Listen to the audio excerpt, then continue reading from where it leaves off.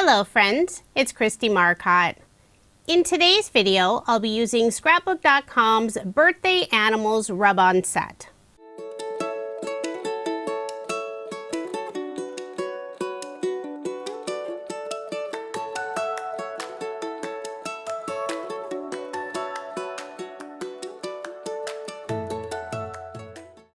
I'll be making 3 cards today.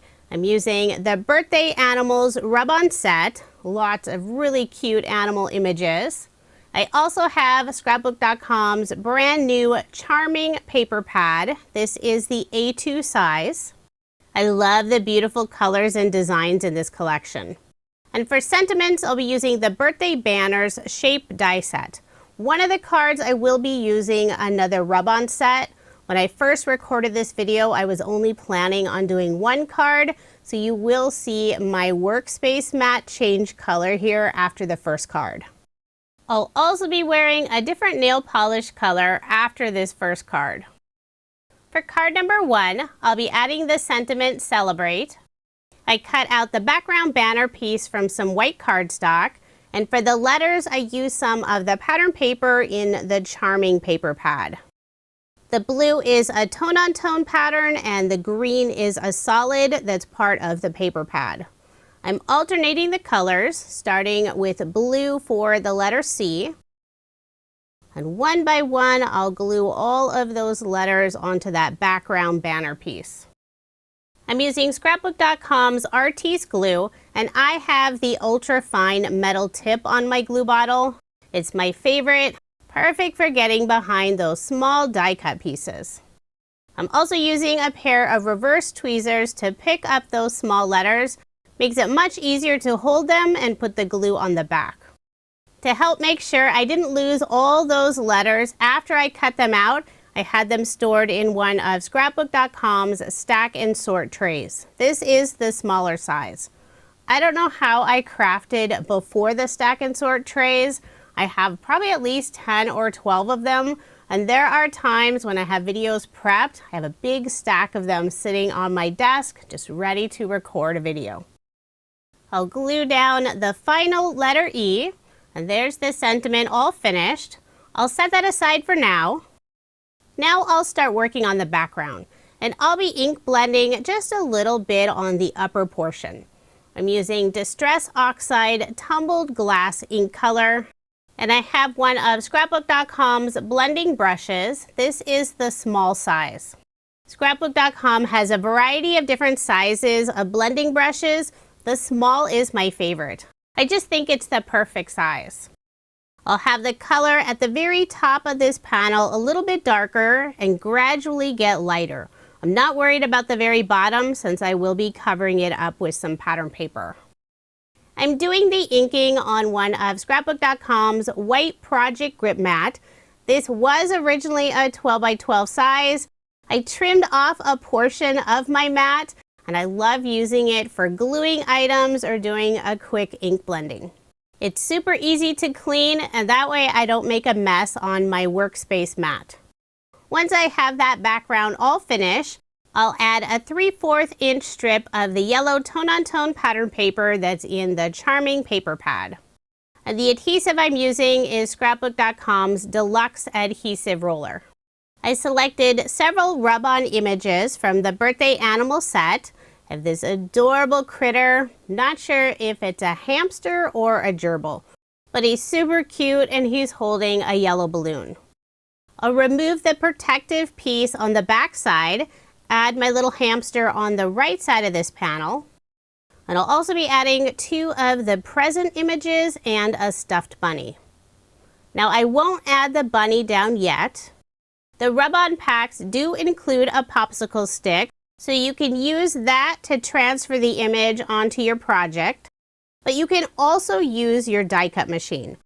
I used my Platinum 6 die cut machine, and since you're not doing any cutting, you don't feel a lot of pressure, but it is enough pressure to transfer the rub-on image, at least most of the time.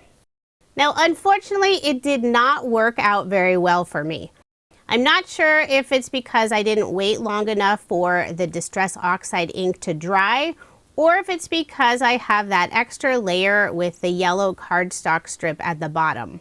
Most of the image did transfer just fine, but I am using the included popsicle stick and running it over the rest of the image, and I'm very slowly peeling up that backer, just checking all those different areas.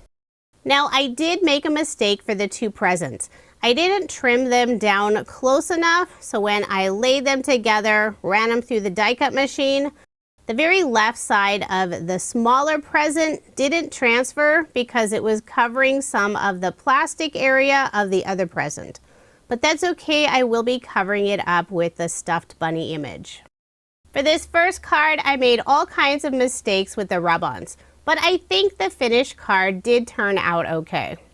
I really like the idea of creating a little scene, and it's fun that you can overlap the different rub-ons. Another little oops is an area on the left side of the red present. It lifted up slightly when I was adding the little bunny rub-on. Now I'll layer my little scene panel on some light orange pattern paper. This is one of the solids that's included in the Charming paper pad. I love when Scrapbook.com adds a few solid colors in their pattern paper pads. Now I'll adhere the image panel on some of the diagonal stripe pattern paper, trying to get it nice and centered. Then I'll flip this over, put more adhesive on the back, and add my card front onto a card base. All of my cards in this video are American Standard A2 size, 5.5 inches by 4.25 inches. Next, I'll add the Celebrate banner, and I'm putting it in the upper left-hand corner. I'll have the end string of the banner going all the way to the edge of the left side of the card and also the top of the card. I'll put some Artis glue on the back, adhere the sentiment in place, and I have a little bit of that banner string going off the end. No worries, I'll simply flip over my card, use a pair of scissors, and trim off the overhang. So there is my finished card, and this is card number 1. Even making a few mistakes using the rub-ons, I still think it turned out. And hopefully by sharing those mistakes with you, you won't do the same thing. Now moving on to card number 2. So now you can see I have a white Workspace mat, and this is sold at Scrapbook.com. I selected this lovely floral paper for the background, layering it on some of the green solid pattern paper. You can see I did cut a Celebrate banner out of the background. I didn't want to waste any of that green paper for the background since I knew I would be using the same color for the Celebrate banner. Toward the bottom of the card, I'm adding a 1-inch strip of the orange solid pattern paper. And I've already gone ahead and put my card front onto a card base. I have the rest of the pieces for my card in one of the stack and sort trays. I'll be adding 2 circle die cuts, and I used some brushed white pearlescent cardstock for both of the circles and cut them out using Scrapbook.com's nested circle dies. For now, I'll set those aside and start working on the sentiment. And since I've already shown how to adhere the letters, I've gone ahead and done that already. For the letters, I used the yellow tone-on-tone pattern paper, adhered them on the green banner.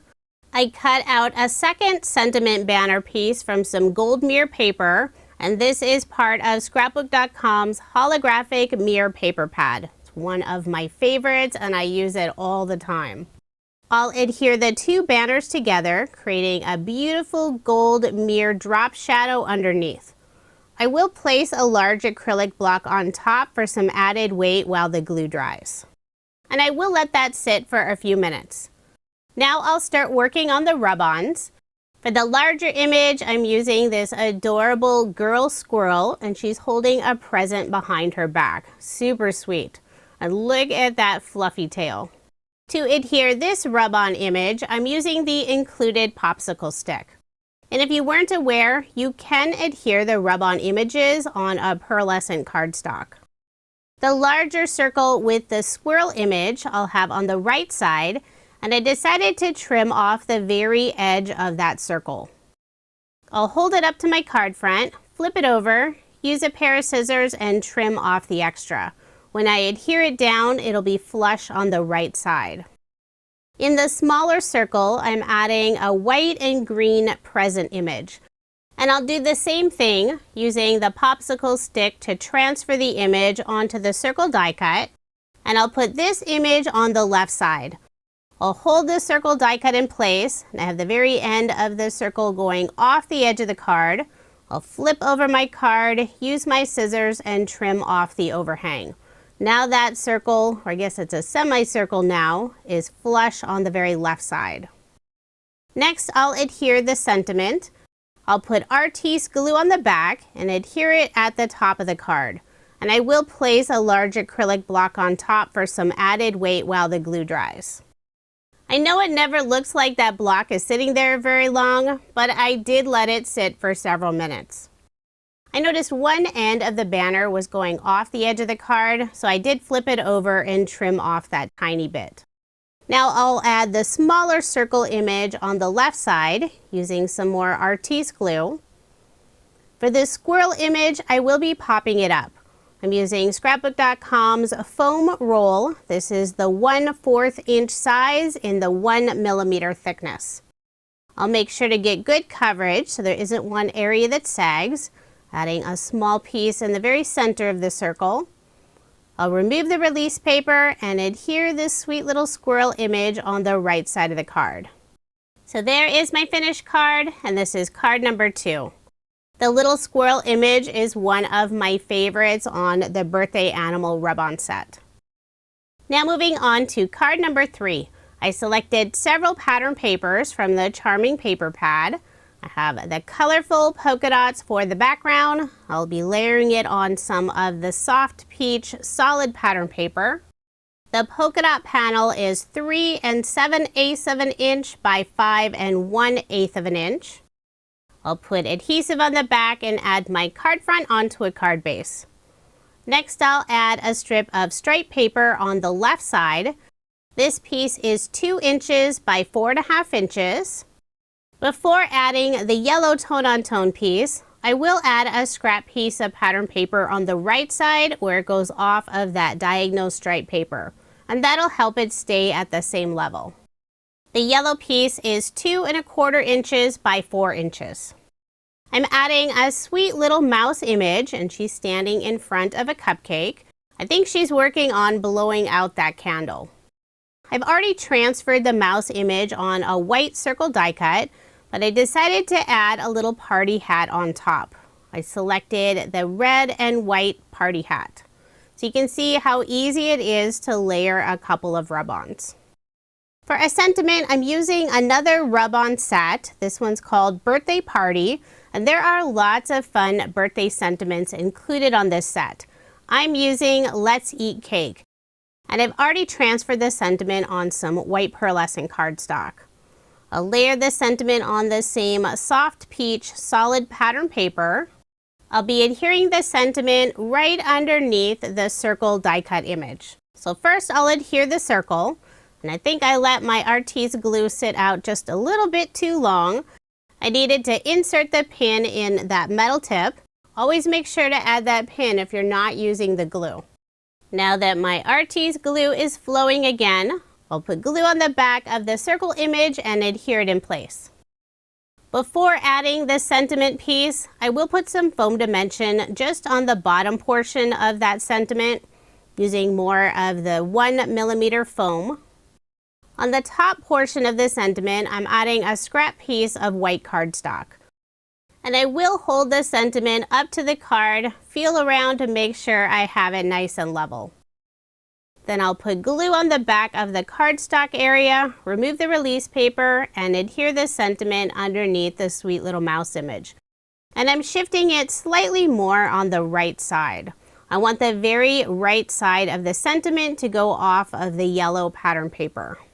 For this card, I decided to add some embellishments. I'm using Concord and Nine's gold enamel dots. There are 3 different sizes included on the set. I'll put 3 in the upper right-hand corner using 1 of each size and 2 in the lower left-hand corner. I debated about adding some of the gold enamel dots on card number 2, but decided against it. So there is card number 3, and I love how this one turned out. Another really sweet image.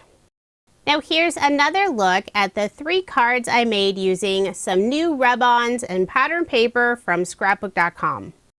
The rub-ons make card making super quick and easy. If you are interested in any of the products I used in this video, I do have links in the description box below. And scrapbook.com released a huge variety of different rub-ons, and I will add a link for their entire rub-on section if you want to check it out. Thank you so much for watching, and I hope you have a wonderful day.